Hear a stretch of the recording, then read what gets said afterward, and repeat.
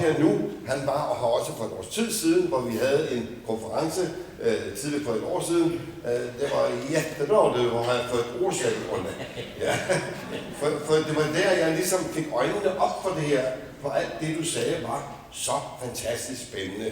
Så nu, mine damer og herrer, ladies and gentlemen, vil jeg gerne byde velkommen til fra Sverige, helt i Arnstad, Associate Professor ved Karolinska sjukhuset i Sverige, Olle Johansson. Varsågod.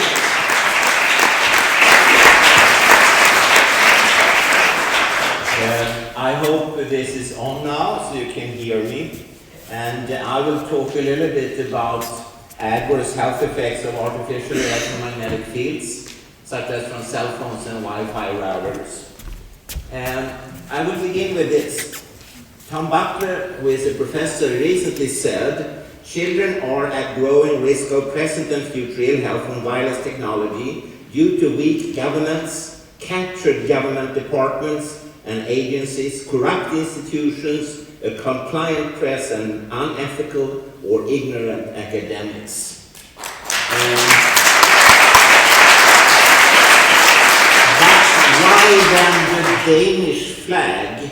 Well, I think by allowing us inside of Christiansborg and having this meeting, the Danish parliament has clearly shown they are not part of that citation. They are definitely taking a lead here in Denmark and pursuing science and development into what I coined many years ago, tomorrow's green, human and environmental friendly technology. And that might be something completely different. Recently, the US Senator Richard Blumenthal concluded and pointed firmly to that the wireless carriers concede they are not aware of any independent scientific studies on safety of 5G. Are you? This is extremely important. They sell things to you that they don't have a toss, not a clue about if it's safe or not. But they claim it is.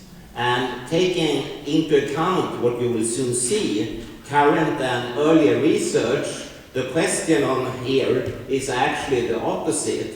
There isn't any safety, not at all. I'm surprised, to be honest, that the people in charge in our countries play with our future like this. After all, we are talking about toys. These are not life necessities. Life necessities is clean water, food you can eat without risk, air you can breathe without risk, love, compassion and understanding. Not electronic. So, from the current vast scientific literature, it's obvious we must proceed with caution before immersing the citizens in more and more artificial electromagnetic fields. We may, as a matter of fact, already be gravely endangering our current as well as coming generations. To not act today may prove a disaster tomorrow, and such lack of action may again result in the classical, actually here in Denmark, form quotation, late lessons from early warnings, or even too late lessons from early warnings. You have already heard the history and you know it. People often are not at all aware of that the World Health Organization has cancer classified both power frequency magnetic fields as well as all types of radio frequency fields. And that's very interesting because if you,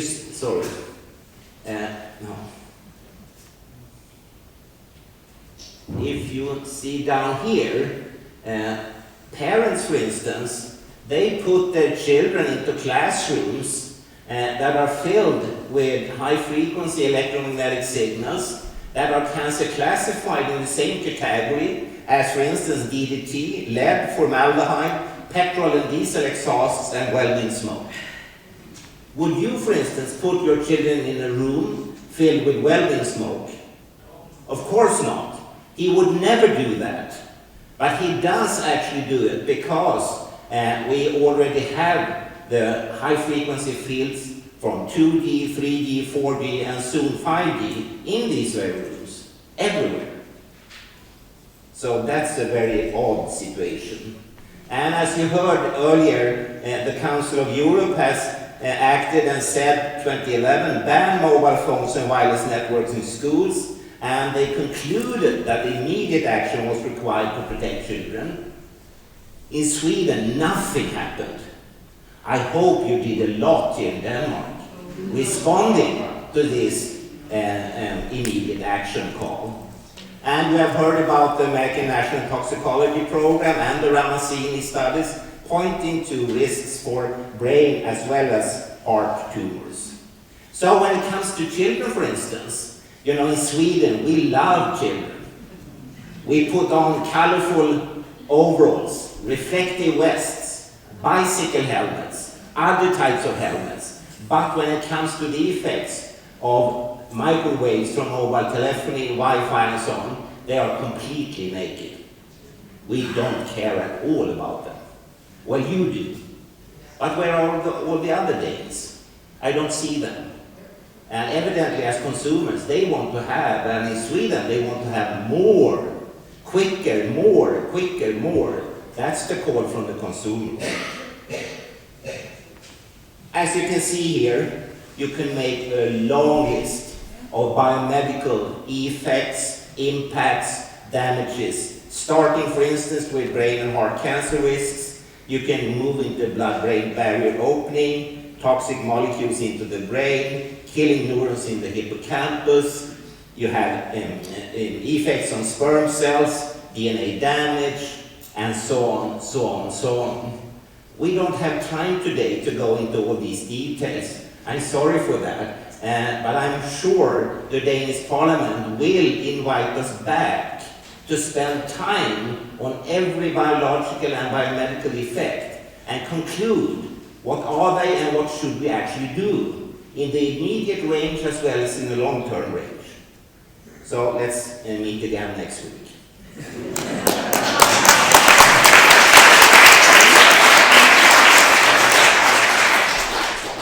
I'm not kidding. You should ask your representatives here, what do they actually mean by today's meeting? Where are we going? We don't have time for any lunch or dinner or anything. We need to sit down and start talking. That's what we need to do. And just to prove to you that I'm not sort of inventing the results, I will quickly just show the first page of peer-review-based scientific journal articles showing, for instance, a decrease in semen quality, exposure of pregnant women resulting in stressed fetuses as well as newly born babies' heart rate. Is that what you want for your children? If I ask you, for instance, do you want to have a newly born baby in your arms that has a stressed heart because of your cell phone? No, of course not. We could stop here and say just, no thank you. And nothing would change. You know, nothing would change. Society would still continue. You would have your lille, you would have your smørrebrød, all of that still. And you would have non-stressed newly born babies. And you have problems in problem solving in boys, in students as well. You have genotoxic DNA effects. You have all heard about that. If you just look down to the right-hand corner, you have the ICNIRP/WHO guideline value of 2 watts per kilogram. Please remember that. That's the SAR level for near-field exposure, 2 watts per kilogram. Keep it in your head. You have here something that keeps me awake a lot, actually every night, and that's effects on bacteria when they were exposed to 900 megahertz GSM mobile phone radiation or 2.4 gigahertz radio frequency radiation from Wi-Fi routers. They became something that annoys and worries the G20 countries a lot, namely antibiotic resistant. Do you want to have antibiotic resistance because of your cell phone? No, of course not. I mean, just this single paper gets me awake every night. What's going on? While we are talking here, what's happening? And you know, if we count the cells in your body, 1, 2, 3, 4, then it turns out that more than 90% of the cells are bacteria. The rest are the somatic cells that you call me. I said 2 watts per kilogram.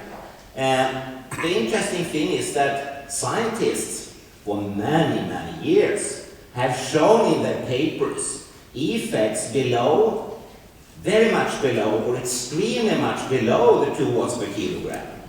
And the sort of top winner today is 100,000 times below the Danish guidelines. So if you thought that the ICNIRP guidelines was some kind of a safety guideline for you, forget it, it's not. It's just nothing. So you need to start thinking about what do you want to have.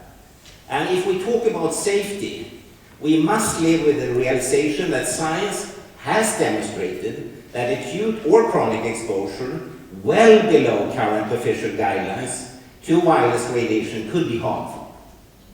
Children are more vulnerable to environmental exposures than adults, and they depend on us to protect them, and the effects will be more devastating for society. Federal human exposure guidelines are decades out of date and are only concerned with one single 6 or 10 minute acute thermal exposure. Real events occur up to 100,000 times below these guidelines during constant 24/7 exposure load. You know, I showed you the scientific articles a few seconds. It would probably be more meaningful to spend 10 minutes on each. And if we should, just looking at what EMF Portal in Germany has collected, if we have 10 minutes per study that is published, and we work around the clock, we would have to talk for 26 weeks. The science is not weak. It's overwhelming. The weakness is the reaction from the society. How can they just look away? If someone says around the clock for 26 weeks that Copenhagen is the capital of Denmark, shouldn't we believe them? Already after a day, it would be tiring, you know. Please stop. I heard that, you know, after 26 weeks. And we are still not through all the papers because there are many more than that.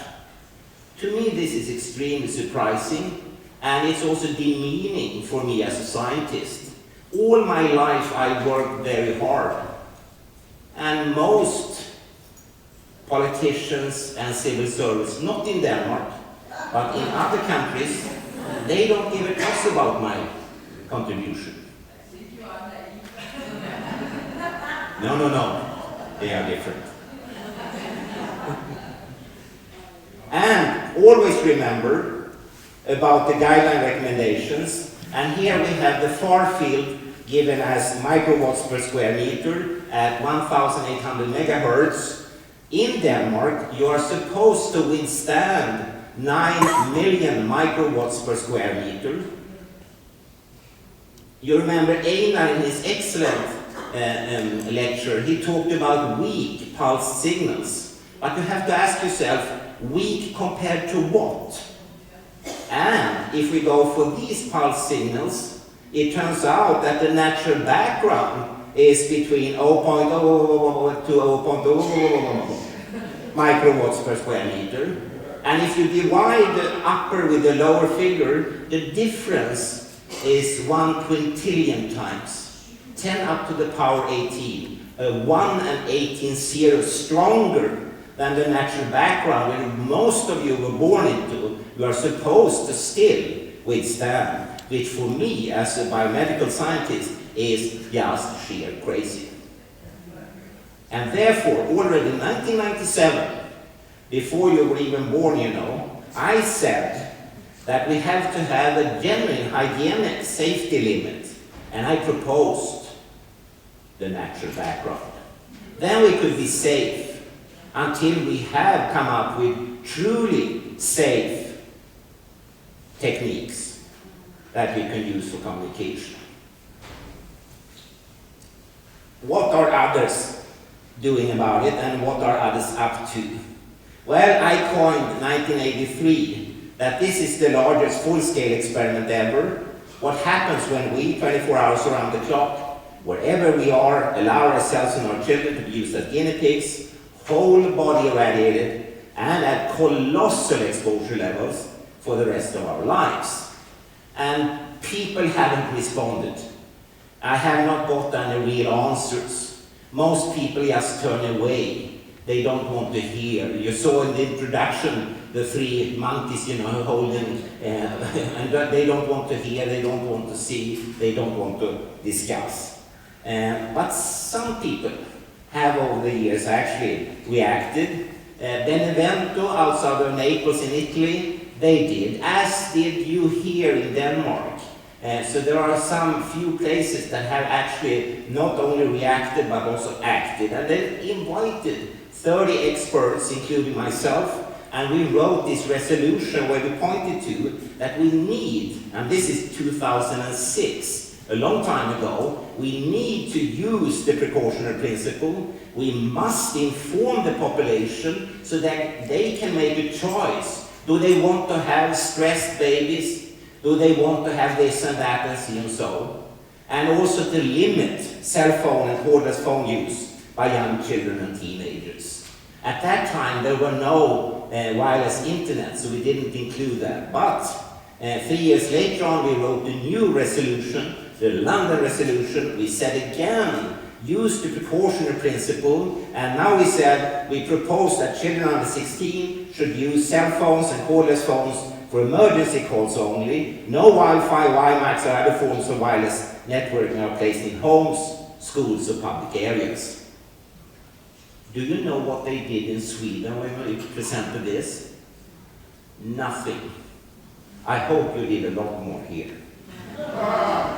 But there are actually precautionary principles, two types, and I will end my presentation today with these.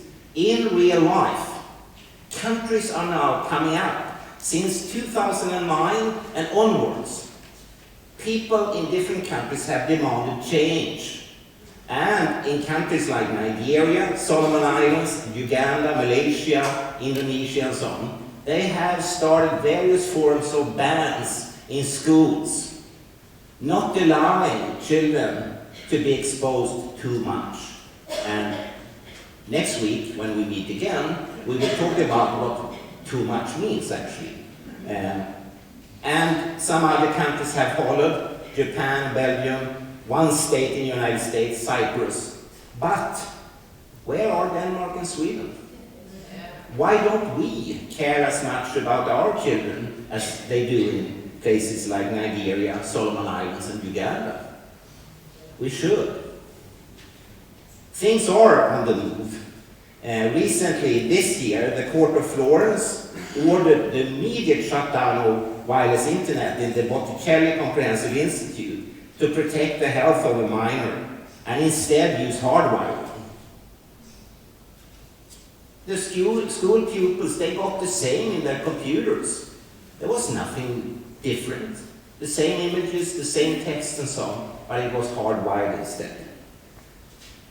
2017, the United Educators Teachers Union of the San Francisco Unified School District passed a resolution regarding radio frequency, radiation, and cell phones, where they call for safer standards. I don't like that. It's a good move, but why not call for a safe standard? What is safer standard? Go for a safe standard. Children, we cannot lose them. If we all die here now today, it doesn't matter. But if all children do, that's another ballpark, So go for safe standards. An Italian court has very recently ordered the government to launch a campaign in Italy to advise the public on health risks from mobile and cordless phones. Why not include all other types of radiation as well? There are good steps, but I want to see more. So, do not believe that mobile phones, iPads and Wi-Fi are safe. They are not. And as you soon will see, the major players in our society already know it. These gadgets and their electromagnetic fields interfere with normal brain function, learning and memory, fertility, cancer risks, and have been shown to shatter the DNA in cells. All of this can be found in peer-reviewed scientific journals, but until now has not been in the public domain. I mean, you are experts, all of you, but we need to educate everyone. I will just give you a short story. A few weeks ago, I went on the commuter train outside of Stockholm. In front of me was a young couple, a man and a woman. The woman had a belly, I would say 5-6 months pregnant. She was in her cell phone, smartphone, looking for a crib for the baby. And suddenly she stopped and said, that's good. No, wait. It doesn't look safe. And then the guy next to her, the father of the coming baby, he turned to her and said, well, honey, no one would sell an unsafe bed in Sweden or any other gadget whatsoever. And quickly, as an Egyptian cobra, I turned to them and said, do you know that your cell phone is cancer classified by the World Health Organization? What? Yes. They were shocked. And I said, as consumers, you are completely fooled. There are a lot of things sold to babies, children, parents, and so on that are very, very unsafe. You must realize that. So, finally, there is another precautionary principle, namely the powerful players in society. The World Health Organization, the Radiation Protection Authorities, we have already heard about them, the telecom operators, the telecom manufacturers, and all insurance and reinsurance companies have, for a long time ago, abandoned ship. If you believe that you are covered in your insurance, no, you are not. And you haven't been that for at least 16, 17 years. Because that's the time when they realized that, this is not good. We cannot take any form of responsibility for this. And as you know, insurance and reinsurance companies, they have what they call a blacklist. And on it, it's very short. They have things that you use every day. Health effects of electromagnetic fields, gene-modified organisms, and nanotechnology. They don't take any form of liability or responsibility for this. And I say that's more telling than any scientific publication I can come up with. They have decided that this is so dangerous, so they cannot take any responsibility. And at the meeting in London 2002, they came forward and said that for them there was no question at all, and this is 17 years ago, whether they were unsafe or not. They were very risky, these gadgets. And they didn't want to take the responsibility economically in the future to pay for the damages. So they actually left that to you and so on, our parliaments, governments, and authorities. So that's the one who will pay for the party when it's over. So my final line would be, maybe the only correct answer to my question, what happens and so on, is no more full-scale experimentation until they, all the major players, climb on board again to cover any form of future legal liability claim. If they do, then I will believe we are safe. Until then, I don't. Thank you very much. Olle Johansson.